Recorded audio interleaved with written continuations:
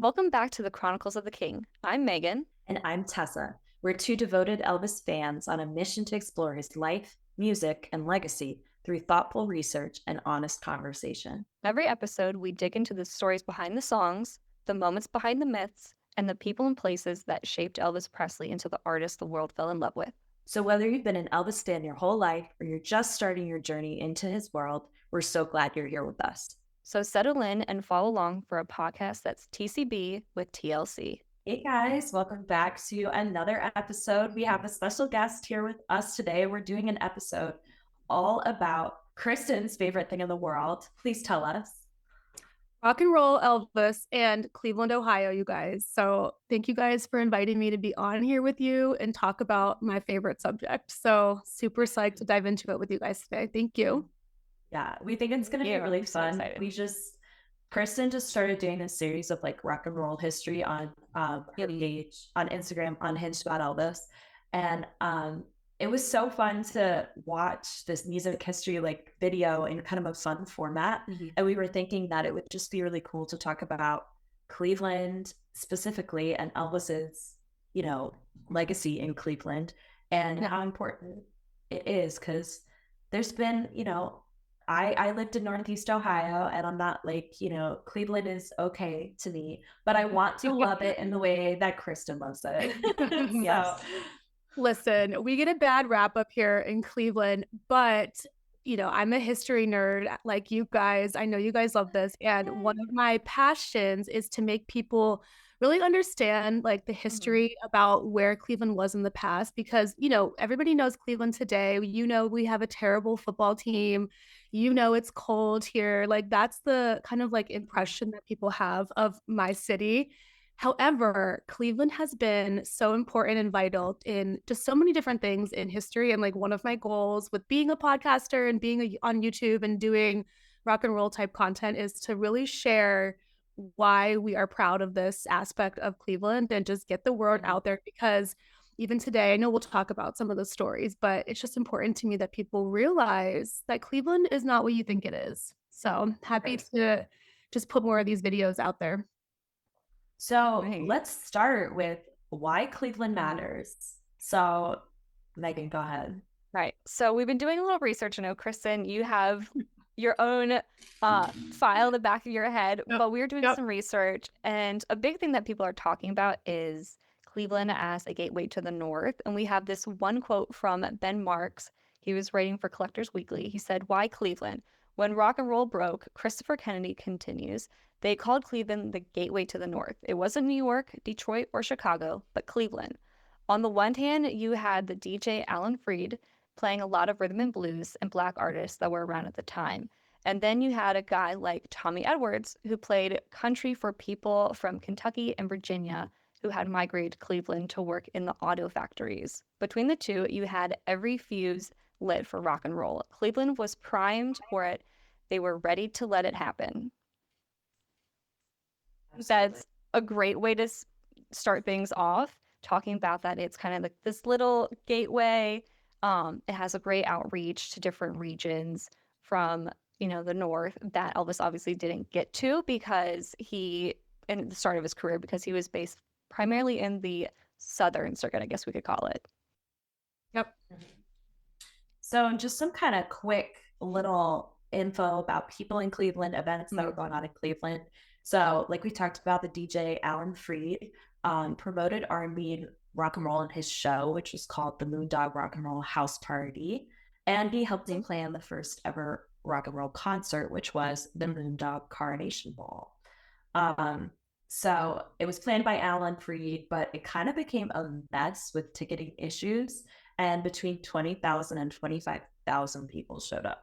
So, yeah, that was pretty crazy. Kristen, do you have anything to add about this? Yeah. Moondog? So for the Moondog Coronation Ball, because that is considered in history, I'm sure there was rock and roll music being played all over, but the Moondog Coronation Ball is considered the first ever rock and roll, like official rock and roll concert in history, just based on the artists that were there, the time, and DJ Alan Freed being one to publicize that word rock and roll.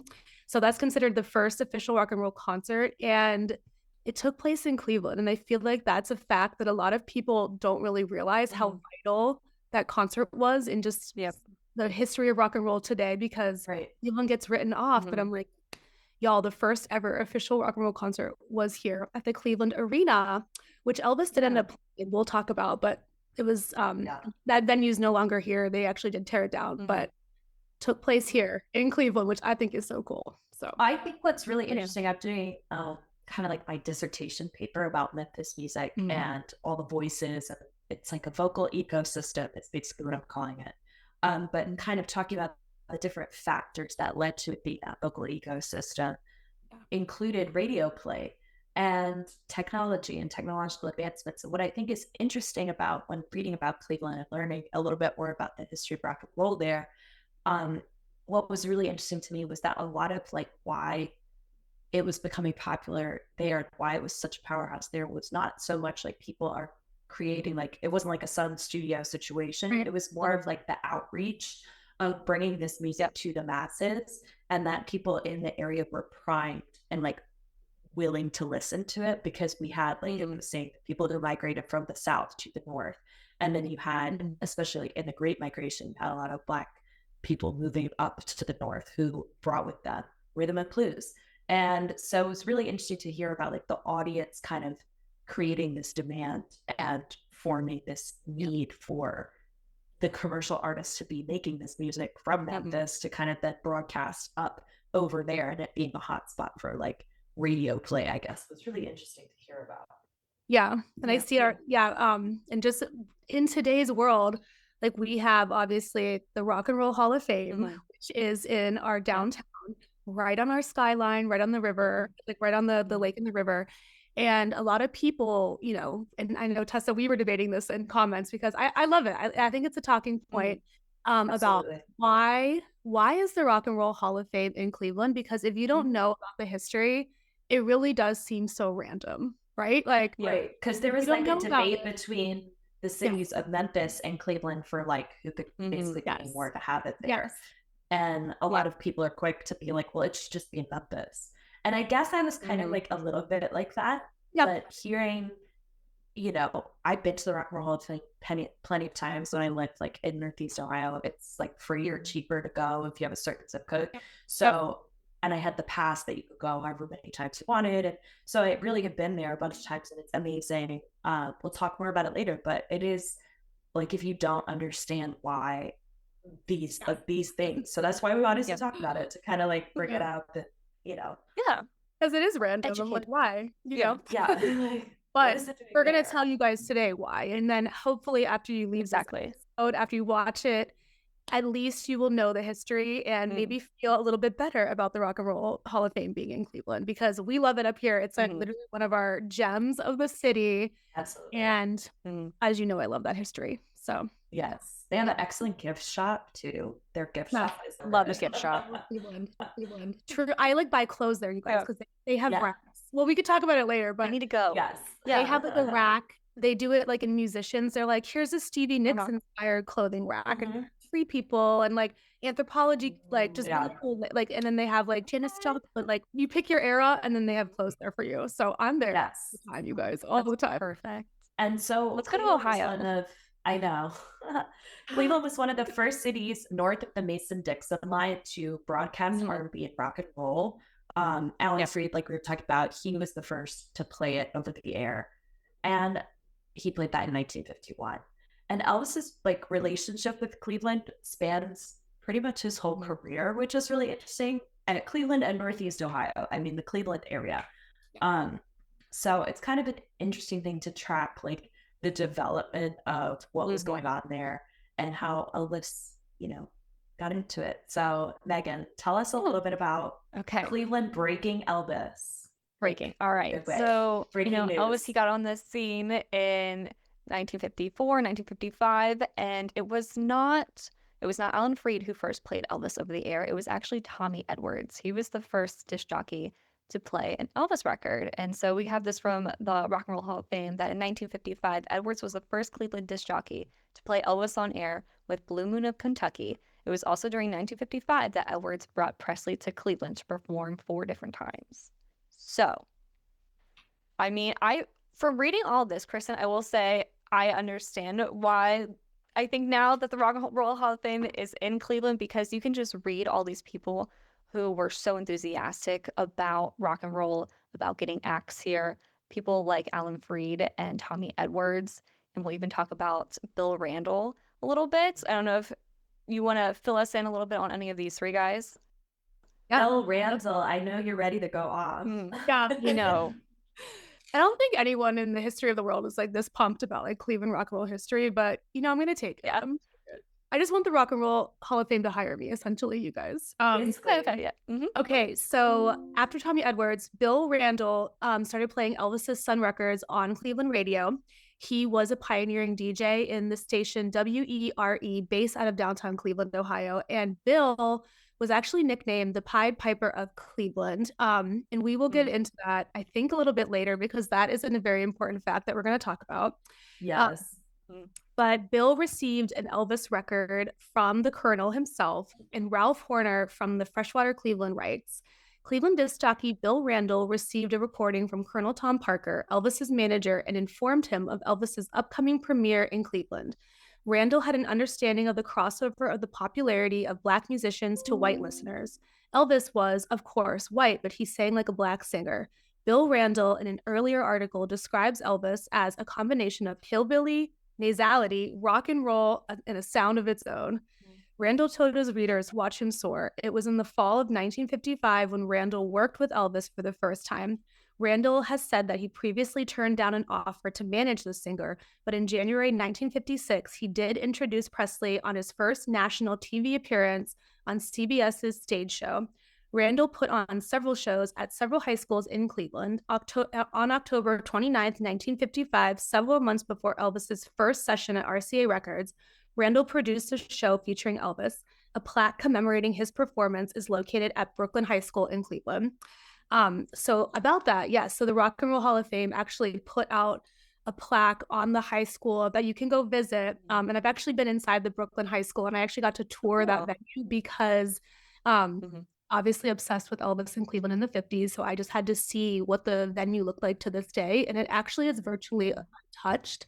And the superintendent himself of the Brooklyn High, all the schools gave me a private tour. So it was dope. I emailed him and I said, I have a random question about Elvis in Cleveland. And he responded, the superintendent of this. He responded right away and he said, "This is the best email I've received all day." And he invited me and my friend to go for it. Yeah. So, just like a historic early 50s show in the venue. And so I think it's important to call that out. Absolutely. Really and just a little more about Bill Randall, who is kind of like a pivotal figure, I think, in this Elvis in Cleveland story. So like we said, he was the person who introduced Elvis on his TV debut, which is actually coming up on the 28th. I think we're put this out, it'll be after that, but like as we're filming, it's like coming up, so it's kind of funny always how these Elvis things work out like that. So Bill Randall announced him on the Dorsey Brothers stage show, saying, "We'd like at this time to introduce you to a young fellow who, like many young performers, Johnny Ray among them, came out of nowhere to be an overnight big star. This young fellow we saw for the first time while making a movie short. We think tonight he's going to make television history for you. We'd like you to meet him now, Elvis Presley."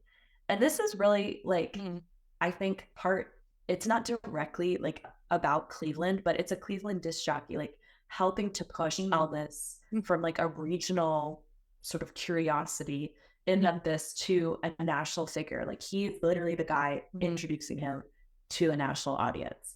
And it's just kind of cool to hear that it had a little Cleveland tie-in to that event, which is so pivotal, making Elvis so big that people could see him and hear him and watch him perform on TVs. So it's really important. Yeah, the one thing I always say is up until Elvis really had a stake in the Cleveland DJ and radio scene, he was almost virtually unknown in the North. And I think people get that because we know him as worldwide superstar, and everybody knows Elvis Presley. But back in 1955, I mean, think about it. He really only played south of the Mason-Dixon line, like his Texas shows, his like off the beaten path, small shows, like he was virtually unknown in the larger cities like Chicago, Cleveland, New York.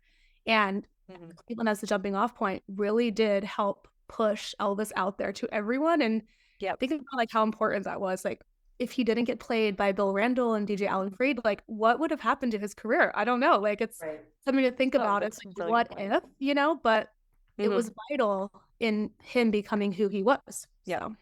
Yeah, that he wasn't just like a local kind of, everyone knew him in the South, and it really like pushed that career forward and made him a national superstar. And then that obviously made him an international superstar.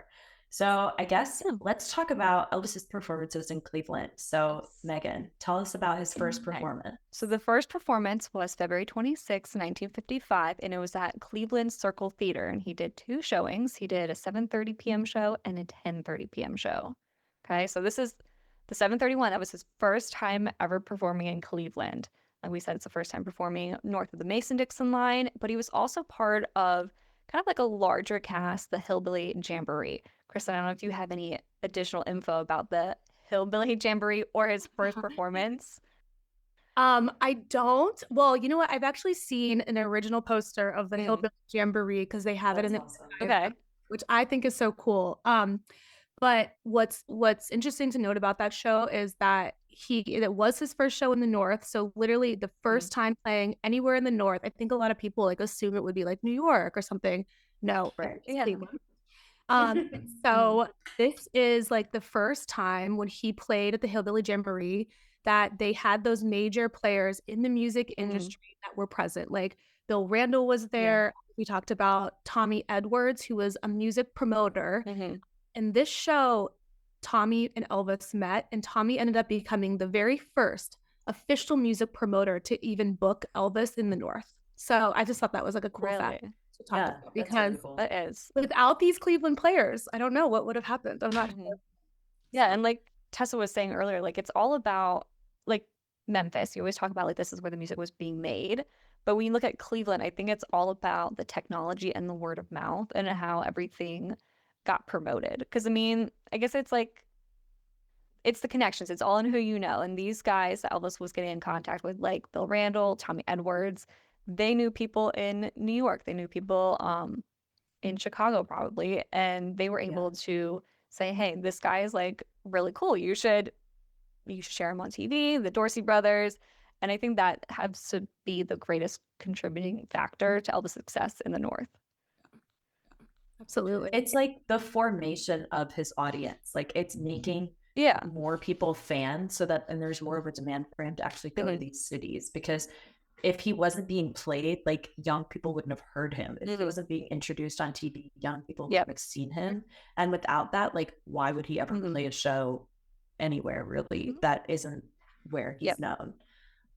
So the next Elvis show in Cleveland was October 19th, 1955 at Cleveland Circle Theater again. He did 2 shows then as well, 7:30 p.m. and 10:30 p.m. What was interesting about the first show at Cleveland Theater was Elvis was the headliner, and the second show he was billed as like an extra attraction. So it was kind of like Grand Ole Opry stars. We had William Cuff, Kitty Wells, Johnny and Jack, Benny Martin, Rashad Jackson, and Lester Wilburn, and Elvis. I think it's really interesting that they were putting him with all these like country or like hillbilly acts. And it kind of like speaks about this like North-South divide a little bit of what they were, you know. Right. And so this is kind of like, there's not a lot about this show, but the next day he has a very important show. Tell us. This is my favorite thing to talk about. So I'll take this one of you guys. Take the wheel, girl. I gotta clear my throat for this one. Okay. All right.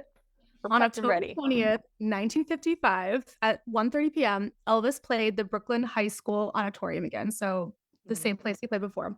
However, this particular show, I'm trying to see like where it would make sense to start. So at Brooklyn High School, the concert was actually headlined by Bill Haley and the Comets, Tommy Edwards, Pat Boone, the Four Lads, and Elvis was also a supporting act.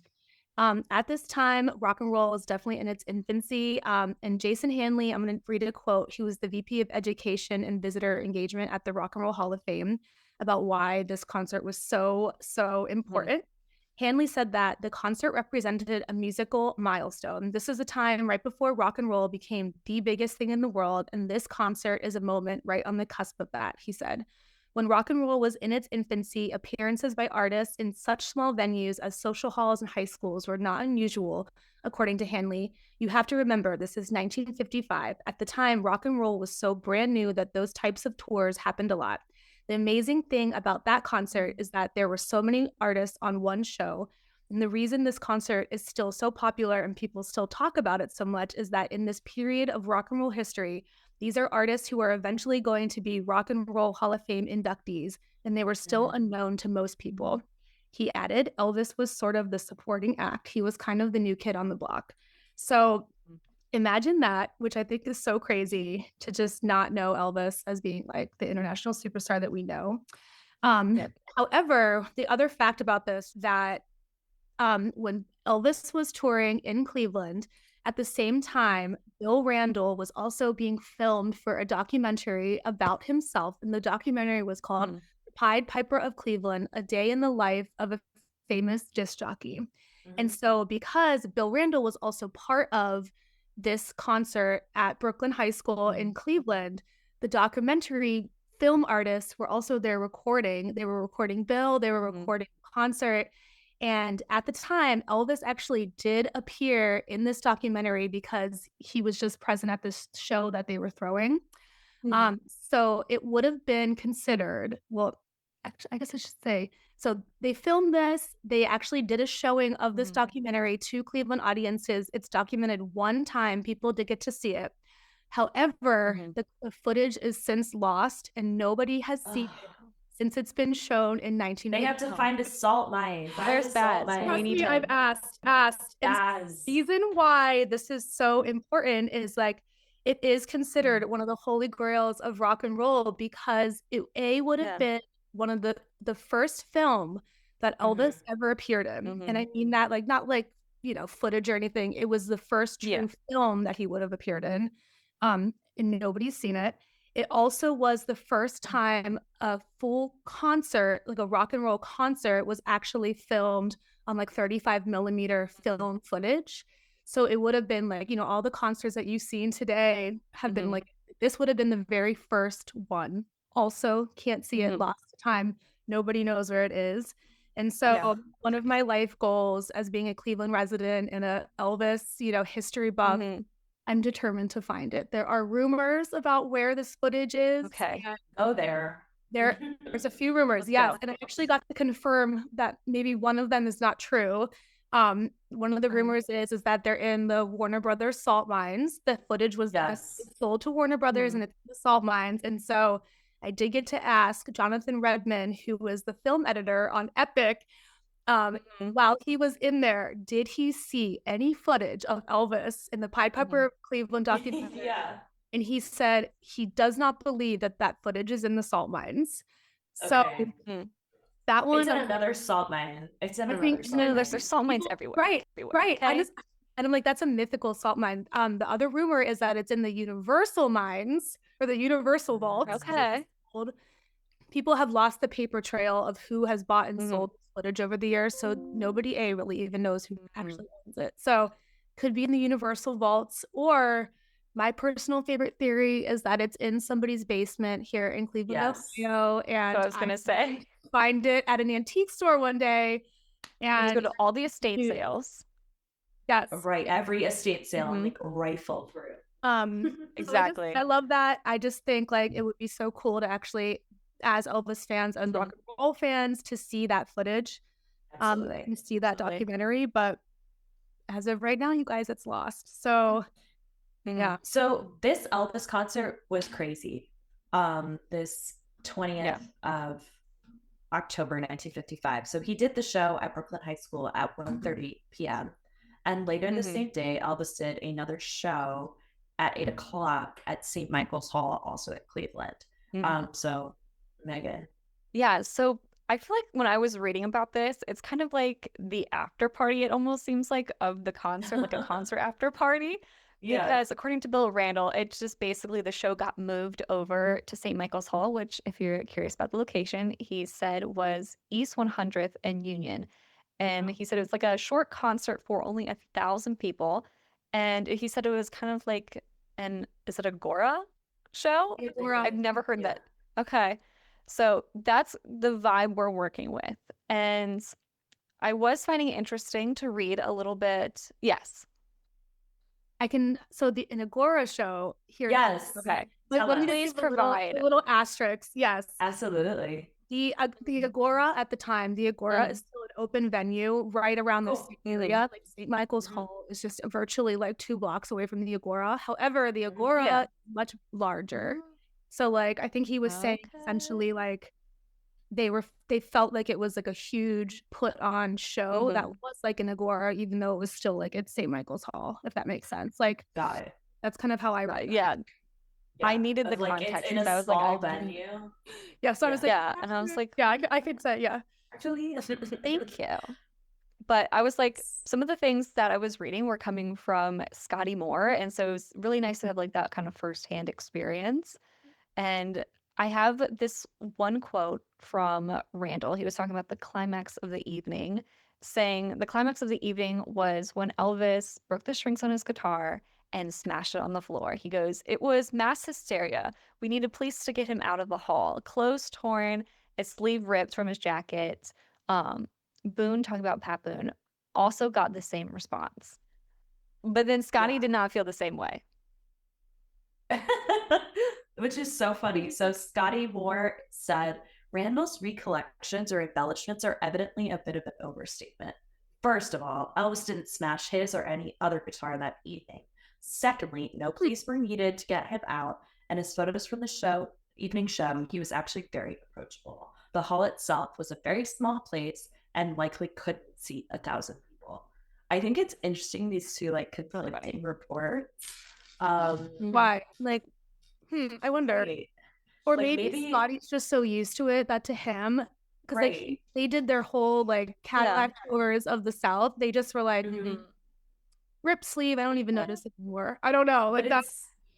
Yeah, but that's what I was like. This Cleveland show is like different, at least for a Cleveland audience, that it was something they hadn't really seen before. So I was gonna say, and Kristen, you've been there in person. I was gonna say I've seen photos of St. Michael's Hall, and I'm like, that looks really small. Like it could not seat 1,000.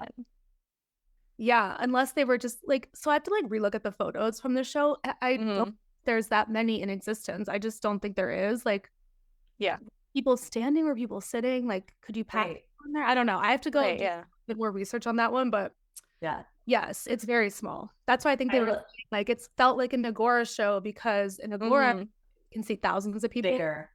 So maybe it felt like that because they were like trying to like put people. Yeah. This is interesting. This is like audience reaction. So this is from Nancy Piacotta, I think, who was a young girl in the audience. She said, "We were there to see Pat Boone. We had no idea who Elvis was. Nobody did. I'll bet there were no more than 300 people in that room. After the concert, Mary Ann and I slipped backstage with no trouble. Pat Boone might have had security, but Elvis sure didn't.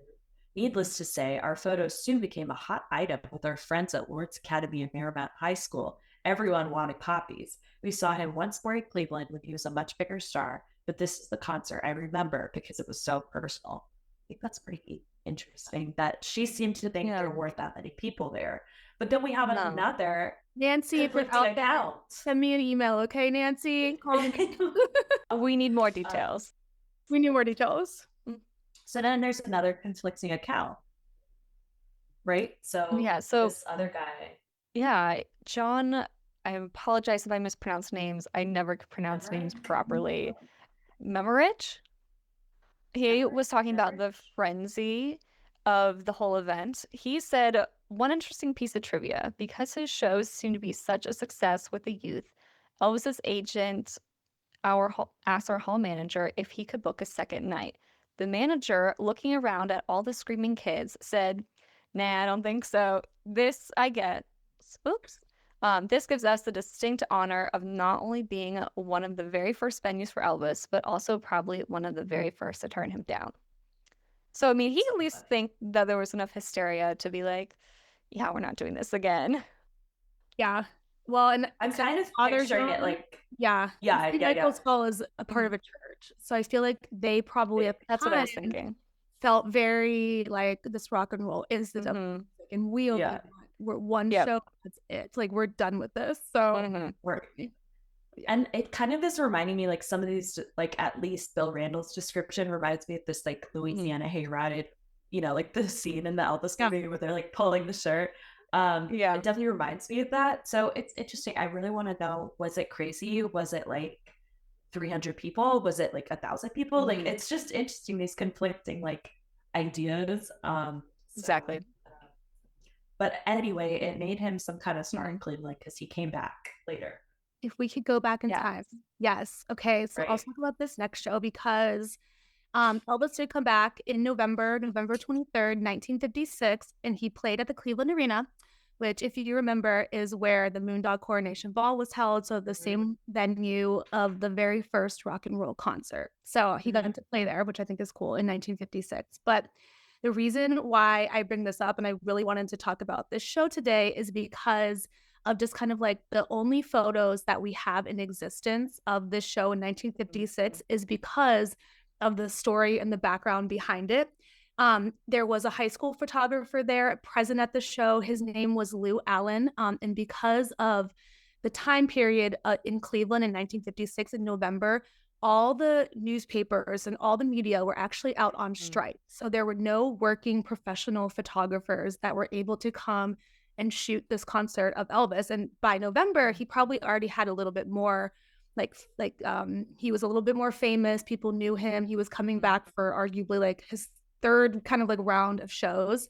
And so the only way that they were able to get press coverage of this concert was they called the high school, and Lou Allen was the yearbook photographer there in 1956, and he attended. And his photographs of this concert are the only known photographs in existence and the only historical record of that show. So I really love this story so much. And on my YouTube channel, I really wanted to see if like Lou was still alive when we started it a couple years ago. And I actually got in contact with his nephew, Bob, who let me know that Lou actually did pass away earlier in 2022. So I actually just missed him by like just a little bit. But Bob is his nephew and kind of owns his catalog of photos. And he did agree to speak with me about his uncle and his uncle's recollections of that time. So we'll put a link down there if you guys want to hear from Lou's nephew, Bob himself, about just his history being the photographer. But it is really cool. So I'm going to read you Lou's biography because Lou actually went on to have a crazy career as well in concert photography. So I love that. Okay, so Lou's bio. Lou Allen began his rock and roll photography career on November 23rd, 1956, the night Elvis Presley performed at the Cleveland Arena. Cleveland's 3 newspapers were out on strike, and Elvis's promoter put out a call for help. Lou, then a senior in high school and the photographer for his own high school newspaper, arrived at the arena with his 4x5 Crown graphic camera. The images Lou captured that night are the sole historical record of that concert. In addition to their uniqueness, they captured behind the lens in the choice of composition and angle a newfound passion. So Lou ended up, because of his photos of Elvis that night, he actually ended up going on to becoming a professional photographer. He was able to go on tour with like Buddy Holly and took photos of Buddy Holly, which is so crazy because, as you guys know, his life was cut short too. And so Lou's photos also ended up becoming super important in the history of like Buddy Holly's career. Are part of now the Rock and Roll Hall of Fame archives. But it's just crazy that it all started because of Elvis. They are some of my favorite photographs like in existence because it shows Elvis right on the cusp of superstardom, 1956, and had like unblocked access to him. Like she has photos of Elvis like in his face being like really funny photos. And I just think it's amazing. So because of this, other people thought these photos like are actually very important too in the history of Elvis's career. Lou ended up meeting Mike McCartney, who is Sir Paul McCartney's brother. And Mike McCartney actually sponsored Lou to put together a photography book of his photos of 1956 that you can buy. So how like it's just crazy that like we know the McCartney family is big Elvis fans because Paul owns Bill Black's band. And Mike helped sponsor getting Lou's photos out there in publication. Lou's nephew Bob did tell me that Elton John owns a signed copy of Lou's photograph, and if you look on Paul's kind of like his Instagram, Elton recently did an art exhibit of all of his own art that he's either like commissioned or purchased, and Paul is standing in front of Lou's photograph in this exhibit. Aww. So very cool. You can actually buy a book. It's actually one of the most expensive Elvis books that I've like come across, like a new copy, because it's just like so cool. But Lou, he did an interview for the BBC because just of his story with this account, and he did share some of his favorite memories of that show, like in hanging out with Elvis. And so one quote that I love that actually has corresponding photographs, so you can kind of like reference. I'll read that now. Lou said, "I was standing in the hallway and one of the managers came up to Elvis and told him there was a girl on the telephone who was in the hospital. She had tickets for the show and couldn't come as she had a very serious illness. Elvis said, 'I want to talk to her.' And he marched into the room and held up the entire show for 15 minutes to talk to that girl. He had a long conversation with her and he asked her several questions with warmth and interest. I remember he said, 'No, honey, I don't have a blue Cadillac. I've got a pink one, a black one, a white one. Oh yeah, I do have a blue one.' He was a gentleman and I respected that immensely." And so Lou actually did take photos of Elvis in the corner on the phone talking to that guy during that show, which I love. And so other facts about it, which I think were pretty cool, was Nick Adams was there in Cleveland with Elvis at that time. So if you guys have read his biography, The Rebel and the King, pretty cool. Yeah. Because Nick references it too. So I think that's it. Yeah. But yeah, I'd love to share the photos because they're so cool. They're like, let me see if I can like. Absolutely.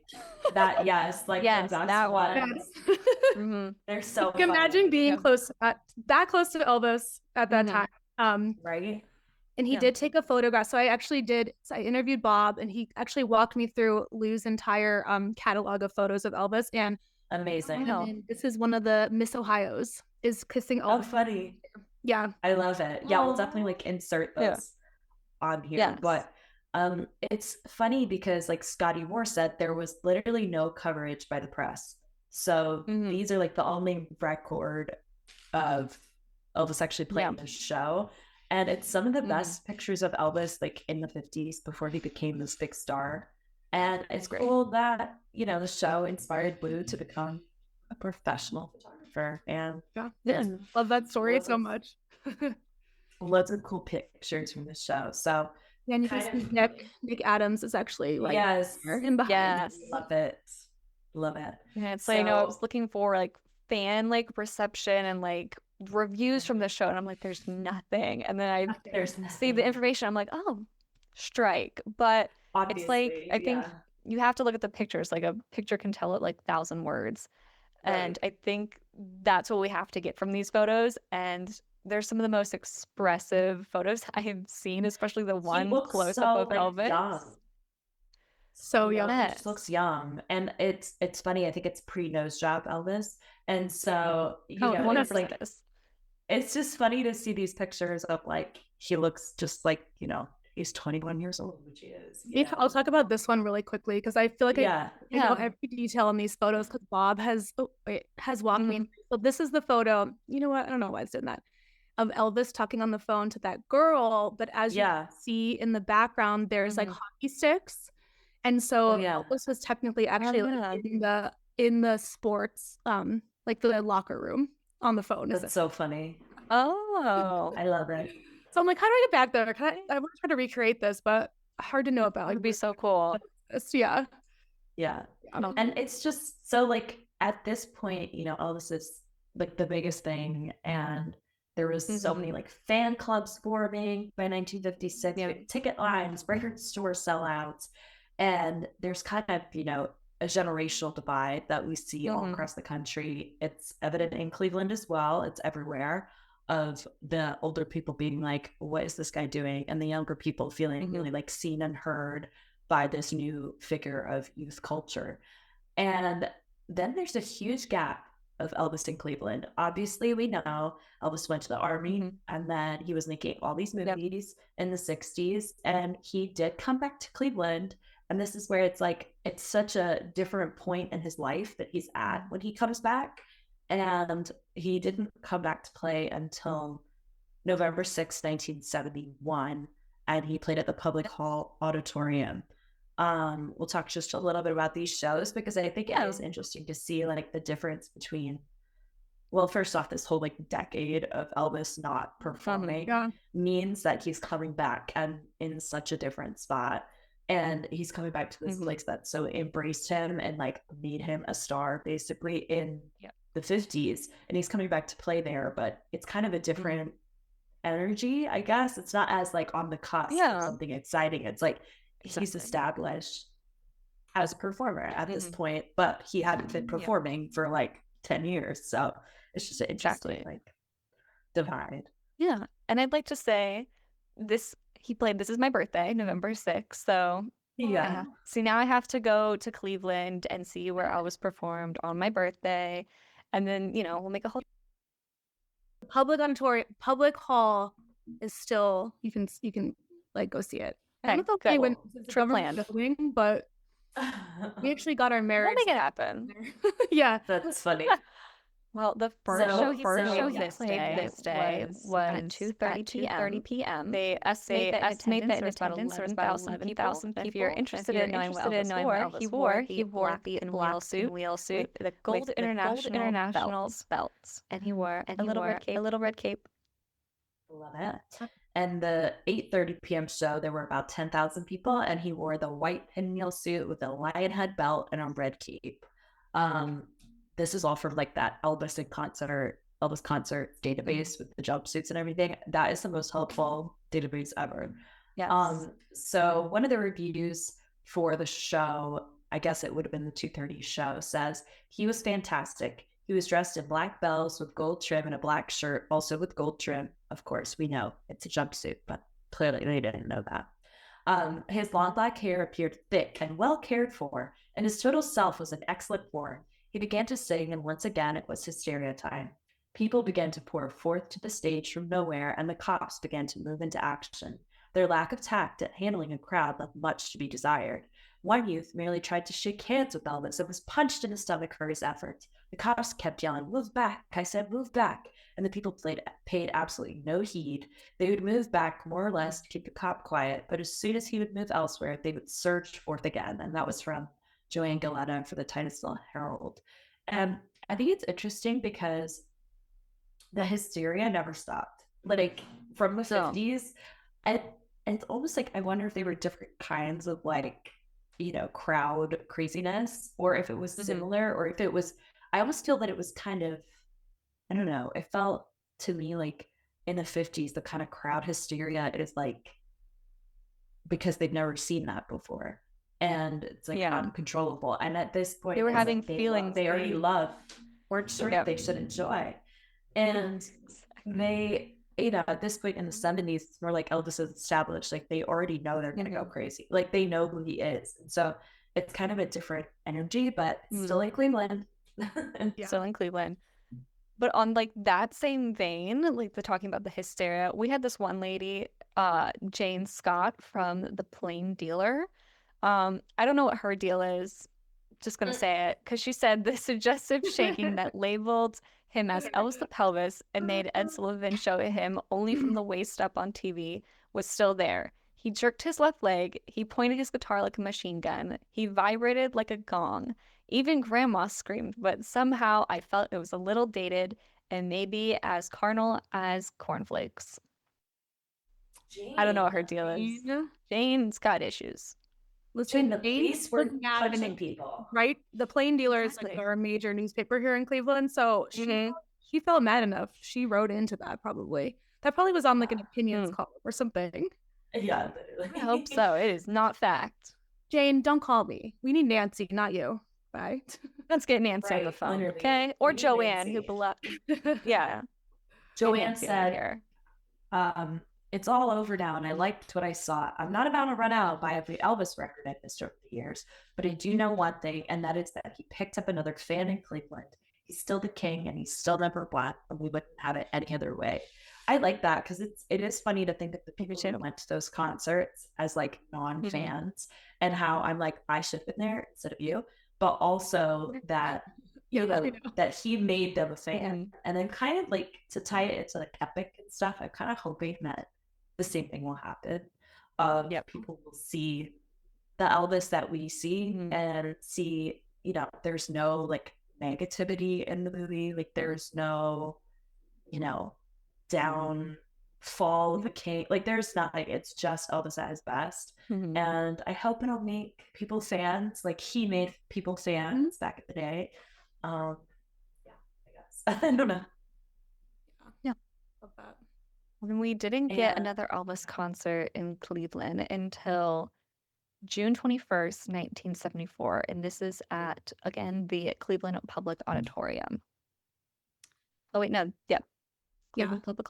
Is that still there? No, that's not there.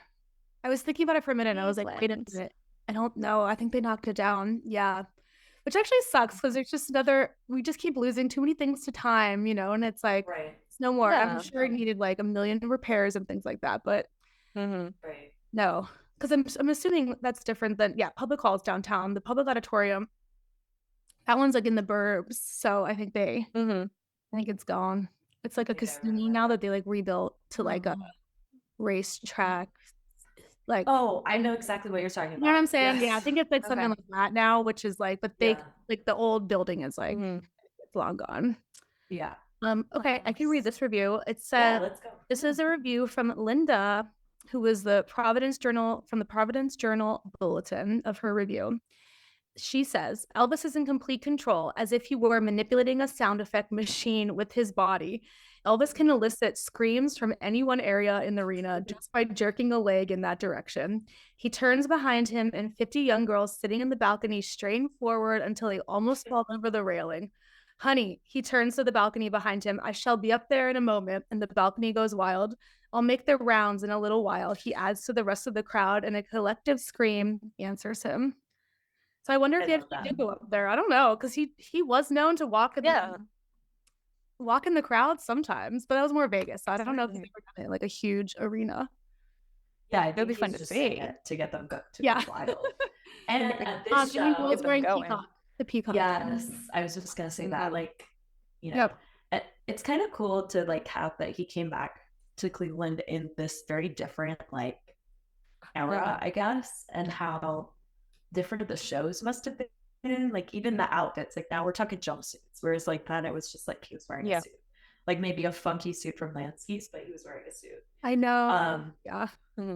And so just kind of like going to more like Elvis's like kind of final shows in Cleveland. So this was at the Cleveland Coliseum, which is actually Richfield, Ohio, which is a little further from like downtown or whatever, but it's still in the Northeast Ohio area.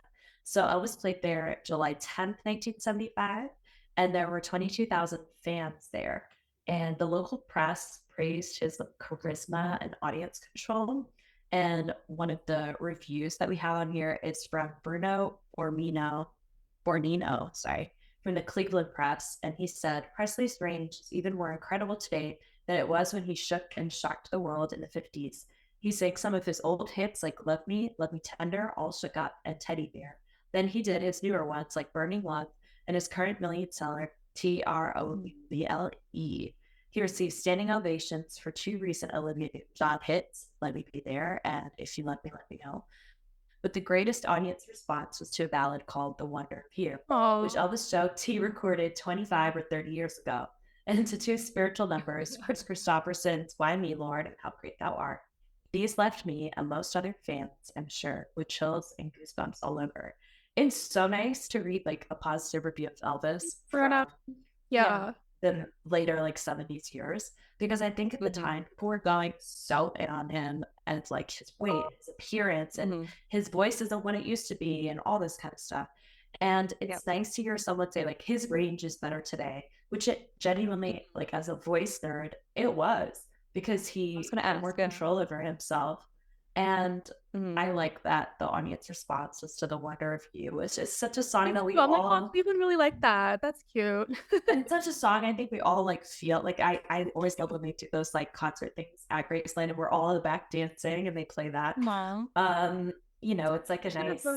Yeah, I should have brought it up here. It's actually downstairs in my office, but I collect Elvis memorabilia, as you guys do, and I love anything like Elvis Cleveland related. So my husband actually found me a ticket of the July 10th, 1975 show. It's like ripped, so somebody used it and like sold it, but I have that framed in my office actually. And it's cute, you know, that like it was a good show. Like when you read their I know exactly. In another life, I'm like, this is my ticket. We were there, you know. Exactly. I have my grandmother's ticket from when she saw Elvis, September 27th, 1974, College Park, Maryland. We were there. According to everybody, that was like the worst show. So, but if you were there, yikes on that one. The balcony, I would have, you know, I would have been there. I would have been his biggest supporter, you know. Absolutely. Alas. And so the next show that we got was only 8 days later, which I find kind of interesting that we left Cleveland to go back to Cleveland 8 days later. Yeah, right. I'd have to look up like what was his tour schedule in those in between days. Like he was probably like, where did he go? Like let's look. I'm gonna look it up now while you're talking. Elvis tour. So there's just like he would like somewhere new every night in between. Yeah, sure. Like he didn't just go home. There's no way. Exactly. And this was also at the Cleveland Coliseum, so the same place. So it's like, why didn't we just stay there? Okay, so he went to, the tour was Oklahoma City, Terre Haute, Indiana, Cleveland, Charleston, West Virginia, Niagara Falls, New York, Springfield, Massachusetts, New Haven, Cleveland, Long Island, which like we were just in New York. What are you doing? Norfolk, Virginia, Greensboro, NC, and Asheville, North Carolina. So he was like like all over. Yeah. But you know, Colonel Arnold does what Colonel does what Colonel wants. Anyway. But this one also, you know, pretty big crowd. They have a review from Mike Clary. And he said, overall, however, Presley's 60 minutes of gold records and ad-libs were so pat and predicted that the show became predictably bland. But for most of the more than 21,000 person in audience, Elvis live and on stage is show enough. Elvis strolled the stage to a galaxy popping flashbulbs and showed himself in a two-piece black sleeveless suit that seemed to be studded with crown jewels. His tunic was open down the front, as was the white ruffled shirt underneath, and he wore a choker and an iron cross on a chain. Also, I'm gonna look up what jumpsuit he was wearing. What is it? I think it's like, I think it's, what do they call it? Like, it's the red. He was wearing a red armadillo suit. So I don't know one of the ones that are like, he looks like Prince. I call it like the Prince from another planet. It's like very like you, and then he wears the choker. Oh yeah, I don't. Is this red armadillo? I don't think that's right. I think so. It looks kind of like the chicken bone. Yeah, the chicken bone. Yeah. I'm sorry, chicken bone. There you go. It definitely looks more like that. For sure. There's also a funny picture of him wearing like a giant hat. So we'll definitely put that in. Yes. I just find it very interesting though on this review, and he's like, it's very predictable and bland. And it's like, well, I mean, the other review was so positive. I know. And I'm like, well, he did just probably perform the same show 8 days earlier. So right. Like how much can he change it up? Exactly. I mean, it's when he did tours, it wasn't like very lengthy. It was usually like a couple weeks at a time. He'd go to a couple different cities. So Cleveland got lucky that it got hit twice in this one tour. I know. And then he had his final show in Cleveland. So go ahead, Kristen. Tell us about it. Okay. Yeah, which actually had October 23rd, 1976 at the Cleveland Coliseum. was Elvis's final Northeast Ohio performance. They did release recordings of this show, which is awesome, and the set list is his typical like late career set list. But one of the reviews said, quote, "One of the tenderest moments came when a white scarf was passed along by a security guard, Harold Baker, 40, to little Robbie DiMarino, 10, of Lakewood in the 4th row. Robbie came with his mother, Mrs. Albert F. DiMarino, his big sister, Chris, 17, 3 tanks of oxygen and an oxygen mask. Robbie has cystic fibrosis. He has had to fight back the tears as he put his idol scarf around his neck. Presley wore a dazzling white outfit with aqua and gold designs and a huge sparkler on his left hand. I thought he scored the highest with his reverent yet soaring rendition of America the Beautiful. He sang it and he recited it. His How Great Thou Art and Hurt were beautifully done. But some others, such as his first hit, Heartbreak Hotel, were disappointing, just sort of tossed off." Which like, I I'm not surprised to read. Yeah, like I feel like I probably from Jane again. Knew that. Yeah. But I think there are photos of Robbie and Elvis from this show, like the kid. I'll have to see if I can look them up, but that's awesome. Yeah, I think I've seen those before because he did like put those up too. Yeah. Yeah. It's kind of interesting that, so it sounds like he was wearing the Arabian suit for this. And, to hear like he's tossing off, like there's one version of Jailhouse Rock that he does it like 10 times speed, because I can't imagine if you've been like performing, well, I guess because he didn't perform for those 10 years, but also like then he toured like these crazy tour schedules. And so obviously you would get sick of singing the same song that you sung when you were 21 years old. Like I'd be over it too. I can't blame for that. Like I'd be tired. But it's just kind of, I don't blame him. It's like that's the sad part of it. Once it hits 70, some of it is hard to read. You know what I mean? Yeah. It's kind of nice though that some of these reviews weren't like some of the nasty reviews that he was getting at the time. And I think it just shows that like Elvis and Cleveland were there from the beginning to the end, like from the very first rock and roll show and his first time in the North to then he came back and he performed there until the end. There continued to be fans there continued to be a draw for 22,000 people or whatever to go to this show. So he never left Cleveland behind. And it's just it's just interesting to hear how much of his story can be like kind of traced in Cleveland. I'm sure it's similar in other cities too, but they don't have that history from the beginning, I guess. Yeah. So let's talk a little bit about. Right. One more thing that I forgot to put in here, but I did want to mention because I have yet to prove this. But you can. So if you go to the Rock and Roll Hall of Fame archives, they have a whole website where you can actually look up their various files and various dates of just anything like Elvis related. Like you could do this with any musician, do with Elvis. And if you are like a media personality or a student or like a someone, you can actually put a request in to go look at their archives files. Wow.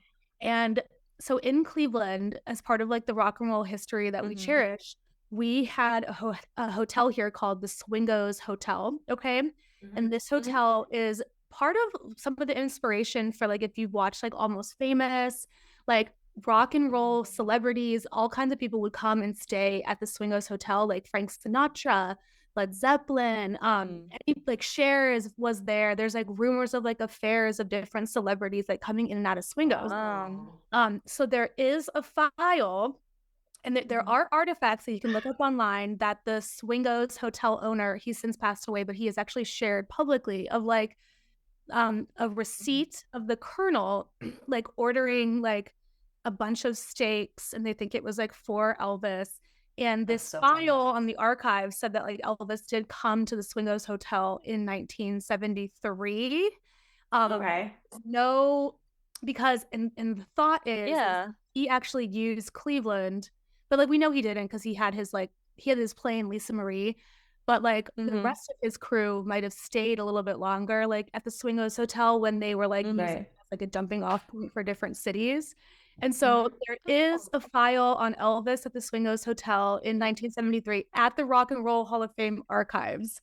And so the goal is to put a request in there just to see like what. Let's go.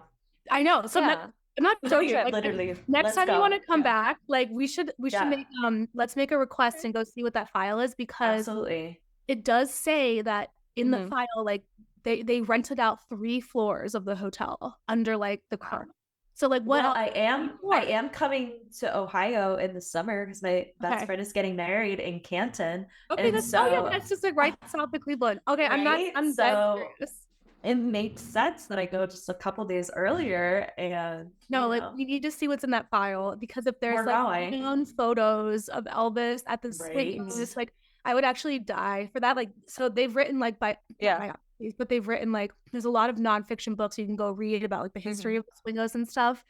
And so they do talk about like Elvis ordered like steak at the Swingos, but I have never seen I've never seen like anyone in our community like mention it, or I've never seen like photographic evidence of it. So it's like in that file, we need it. Once in the file.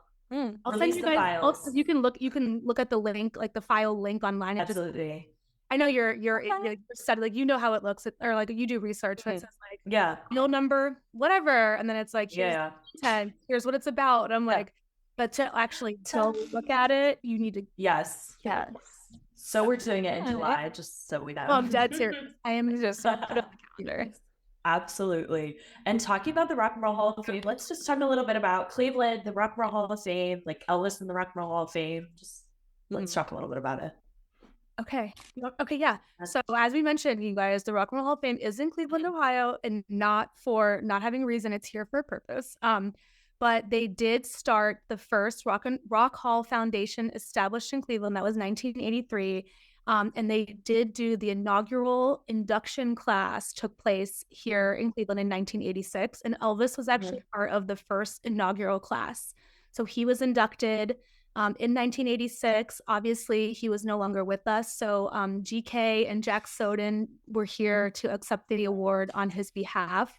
And we'll have to pull some quotes. I was just gonna watch his find it. You can definitely watch the speech online. I've seen it before, as well as the official induction of Elvis was done by John Lennon's sons, Julian and Sean, which I thought was cool. And so you can actually watch their speech about Elvis and how much their dad took inspiration and truly loved Elvis, which I thought was so cool, because at that time, John also was passed away as well. So the sons accepting the award for arguably one of their dad's greatest influences and giving that credit to Elvis, I just thought was like, that's a really cool moment. So with that, and there's pictures of Sean Lennon wearing his dad's Elvis brooch. So that's kind of cute. Yeah, that's really cool. I just here are some little quotes from George Klein's speech. That's just like everything that we posted just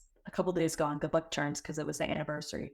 And GK said, I never saw Elvis refuse an autograph. I never saw Elvis refuse a handshake. I never saw Elvis refuse to take a picture with anyone. Yeah, and that's a famous quote that I know like GK has said, but like I guess I just put it together that like it's from the induction speech. Yes. Right? And then he also said this like other famous one of Elvis wasn't a star, he was a damn galaxy, which I reference that all the time. I love that. Yeah. I take it further and I'm like, he was the whole universe, baby. He was like a total universe. So then this one is I think really sweet and kind of like, talks about just how we should like remember Elvis and stuff. And so he says, death is a very short thing. So I ask you, all of you, not to think how Elvis Presley died, but please think about how Elvis Aaron Presley lived. And I think the Rock and Roll Hall of Fame does such a great job of like honoring the fact that he lived and that, it's a really cool exhibit. And my first semester of college at Ohio State, I took a history of rock and roll class, and it was so cool. Like it was my favorite class, and I was not an Elvis fan then, and so it was just it's interesting to see those little things. But I remember I went to the Rock and Roll Hall of Fame because I had a friend who lived in Cleveland. Obviously, I'd never been, and seeing all the like history of the timeline of everything, and really being able to like see items from that time, and since that first visit that I went, I've been many times, like probably 10 times, and they updated the Elvis exhibit relatively recently in the past couple of years. And right the day before I moved, my best friend and I went to the Rock and Roll Hall of Fame, but we had dinner in Little Italy, Cleveland, and then we went back to Kent, and it was just like a nice wrapping it up type thing, because when I first moved to Kent, Ohio, was right after I saw the Elvis movie. And so it was like a nice little like Elvis in Cleveland package deal thing for me too. And yeah, so you guys can go to the Rock and Roll Hall of Fame, and you need to if you have a bit. Not just for So Elvis. I've never been. Oh my gosh, yeah. He has I need to go. His room, like when you go there, he has the most artifacts, and they do like Graceland loans them to the Rock and Roll Hall of Fame. So they are like legit, legit artifacts from Graceland. I think right now, the last time I went, they had his Aloha from Hawaii press conference. So you guys know the one he's wearing. They don't have the boots. He's wearing the checker boots, but then he has on like a suit with the huge collar and like the paisley like detailing. So that is in there, as well as like there's a leather coat for when he was in Roustabout. A lot of his books. We have a lot of Bibles. I was gonna say there was one. They did an exhibit one of the first times I went, or the first time I went after seeing the Elvis movie and actually like becoming an Elvis fan and moving, the area. And so my aunt and I went, and they had a whole thing of like all his spiritual books. Like they had The Prophet, they had all kinds of things, and there was one where it said, "Oh Lord, like I must fly" or something, but my plane is too small. Or something like that. Like it was just like, then you wrote it. Yeah, like one of those things. And I guess I didn't realize at the time like how cool it was that they had that kind of rotating exhibit of his books, and that they're working on something like that at Graceland right now. But they had it at the Rock and Roll Hall of Fame first. This is where I'm like, Angie, do you want to? I can be your Cleveland correspondent. Like whenever you need, I'll just say, put me over there. Put me over here. Sometimes I like have it if you just call Taylor up. Like, right. Yeah. Sometimes I like to joke, like, because I can get into the Rock Hall for free because based on my LinkedIn address, it's free to Cleveland residents. And so, I mean, we go all the time because it's just like, let's just go see what's new there. And sometimes I'm like, I'm just going to stand in the Elvis room with like a button that just says, ask me anything. I'll do it for free. Like, just give me a badge. Don't worry about me. Just like, sit here. And I know. Because I remember when I went, like people are talking and asking things, and I'm just like, I'm like, I don't work here, but I could. I know, it's crazy. They're like, "Oh, do you Chris movies?" And I want to be like, yeah. Let me tell you. Right. Let me tell you. So, all right. So, Kristen, we've talked about a lot of different like Elvis locations. We talked about the high school you performed at, St. Michael's Hall, Circle Theater. We talked about later in his career in the 70s, talking about like the arena, public auditorium. We also talked about the Rock and Roll Hall of Fame. What are some things that Elvis fans, if they're going to Cleveland, that they should visit? Okay, yes, this was a good one because I just gave a full list to Mary Patricia, who is one of our other Instagram girlies on my boy. She just was here. Obviously, you got to start at the Rock Hall just because those are just like full Elvis artifacts, and not to mention they have now expanded the Elvis room to include artifacts from Sun Studio, Johnny Cash, the $1 Million Quartet stuff. Jerry Lee Lewis's first piano is in here, like. So it's just so well done. And then once you trace it, like it goes through the timeline of rock and roll. It starts with Elvis, and then it kind of like you can go see Stax memorabilia, like all the Memphis stuff is there too, on top of like a whole Beatles exhibit. And they do have all like it is controversial because people like to debate like what really is rock and roll, like, and what does that mean in today's world. So they have modern artist stuff in there. There's like Beyonce stuff, Taylor Swift stuff. So always recommend starting there for Cleveland because it's such a cool part of our city. So definitely start there. And if you go now, they're actually building a whole new auditorium on the outside of it. So they used to do shows and concerts inside. There's just like one stage, but now they're expanding it to have like a full auditorium that's being built right now. And fun fact, I am Pei, the architect that did the pyramids at the Louvre, designed the Rock and Roll Hall of Fame here in Cleveland. So we are classy, okay, you guys? We are classy. And it's right on the lake, and when it's not freezing, it's really nice. And there's, so many, like, if you visit Cleveland, there's good spots to go eat. Cleveland is like a fun place to go. I've been to the Q a bunch of times, which is now, I don't know, Rocket Mortgage Arena or something. I don't know. I've been there several times. I can't keep up. And someone backed into my car right outside of there. I have good fond memories of Cleveland. And go to a Guardians game. Like, there's stuff to do and all this stuff to do. Which so definitely start there. Definitely go. If you can't get into the Brooklyn High School auditorium, if class is in session, they're not going to let you in, obviously.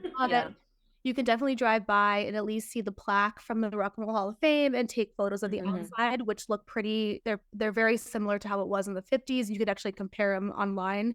Very little has changed. So definitely drive by that. You could go to Public Hall. It's right downtown. That's where Elvis performed as well. Other rocket, like, I'm trying to think of like other rock and roll stuff. We talked about DJ Alan Freed, who was the first DJ and first person to really publicize rock and roll. He is actually buried here at the Lakeview Cemetery, which is close to downtown. And what's unique about him is, if you are a rock and roll fan, it's kind of like a pilgrimage to go pay your respects to Alan and like leave little guitar picks or leave little anything like music related. And his gravestone is actually a giant jukebox. So it's really cool to go visit and pay respects to Alan because, he's one of our rock and roll heroes, of course.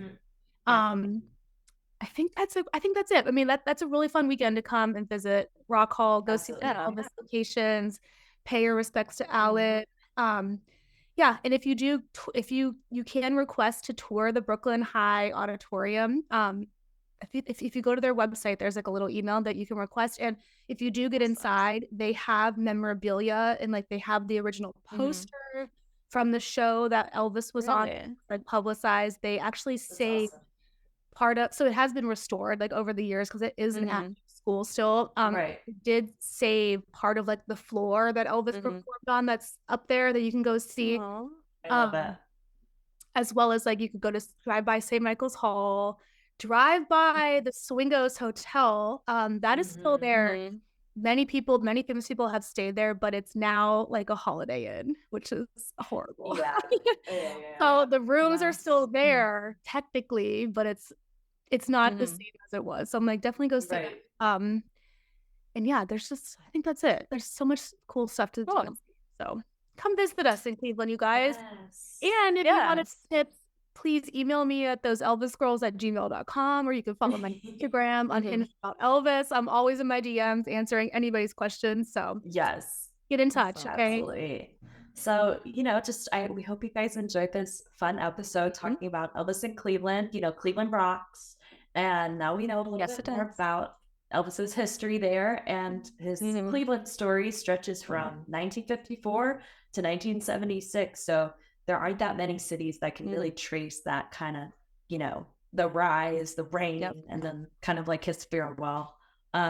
So, Cleveland didn't just watch rock and roll, it helped to shape it and help to make it the way it is. And so we're so grateful. Girls. Thanks for giving me the opportunity to come and talk about Cleveland and Elvis with you guys. It's my favorite thing. So I appreciate this.